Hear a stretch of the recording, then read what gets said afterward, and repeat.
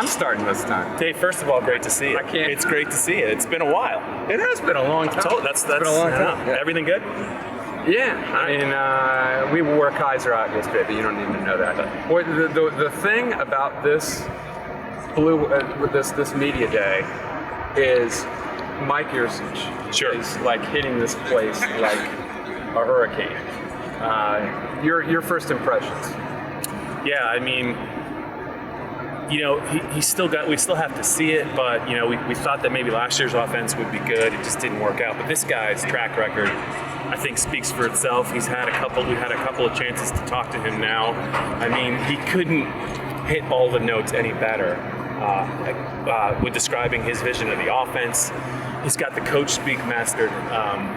You ask him about any particular facet of offense, whether it's offensive line, tight end play. You get more. He's got something. You get more than you bargained. Yeah, it is. Yeah. I told you off camera. It's literally like listening to Sean McVay of the Rams, figuratively and literally. Like, he talks football like him, but he also sounds like him. And we all know that none of the fans give a damn about who wins the press conference. Right.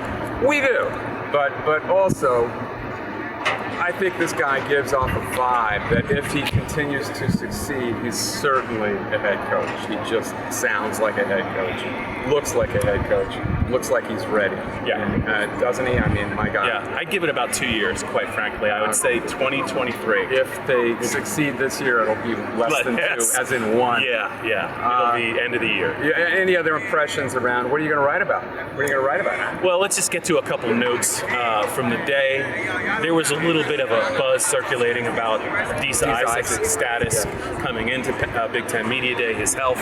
James Franklin confirmed he's going to probably be out for the year. Wouldn't say what the injury was, but you think about it, they lose 2 first-team All Big Ten ends, but they always like what they have coming back. But now, throw in the fact they have to open against Wisconsin's offensive line without a guy like Adisa Isaac, and you look at who could potentially start at defensive end, and it's not that comfortable of a feeling, probably for the fan base either.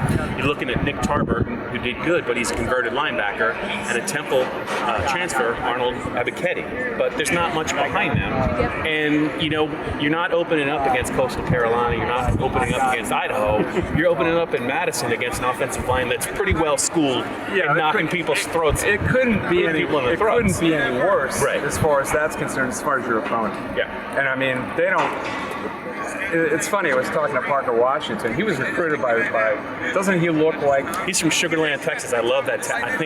Or is Sugar Land High School? He's from Sugar Land, Texas, not the high school. You probably watched Sugar Land Express when you were 14, right? What a great name for a town. Anyway, he looks like a running back. Yeah. And Wisconsin, other than Nebraska and Indiana, the only other Big Ten team that recruited him was Wisconsin. They offered him and recruited him very heavily. It's kind of ironic that the first team they go in and play is Wisconsin. It looks like they're going to have to score some points and move the ball.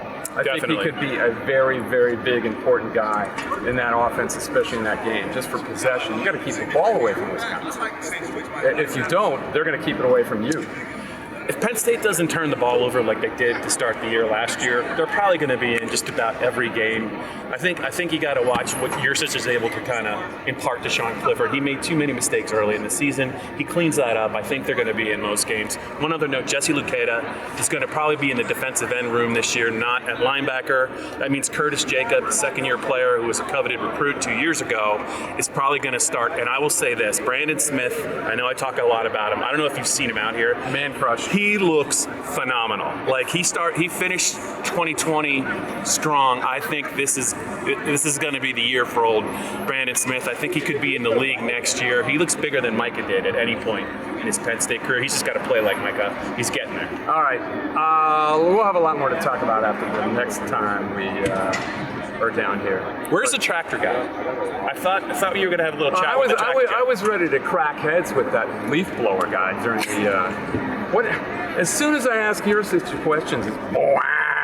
Dave, I don't know if you figured it out. They have it in for you at Penn State. It's been your body of work. It hasn't been anyone. It's 31 Everyone years. hates you. Just get used to it. Good job. All right.